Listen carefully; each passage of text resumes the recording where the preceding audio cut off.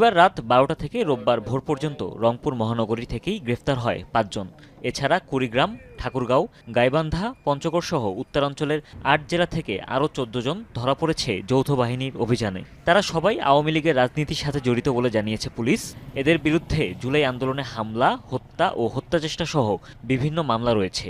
যারা আসলেই দোষী তারা শাস্তির আওতায় আসবে, তারা গ্রেফতার হবে এবং দিন শেষে মানুষ ঘুম থেকে উঠে একটু স্বস্তির নিঃশ্বাস ফেলবে। হত্যাকারী, নাশকতাকারী, অর্থ যোগানদাতা এই টাইপের যারা সন্ত্রাসী আছে তাদেরকে আমরা গ্রেপ্তার লক্ষ্যে অভিযান পরিচালনা করছি। অপারেশন ডেভিল হান্টের প্রথম দিনে নোয়াখালীতে গ্রেফতার হয় ৭ জন। হাতিয়ার বিভিন্ন জায়গায় অভিযান চালিয়ে চর ঈশ্বরের সাবেক ইউপি চেয়ারম্যান আলাউদ্দিন আজাদ সহ ৬ জনকে হেফাজতে নেওয়া হয়। উদ্ধার করা হয় দেশীয় অস্ত্রও।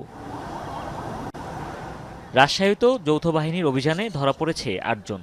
৪ জন জেলা ও বাকি ৪ জন মহানগরের বিভিন্ন স্থান থেকে।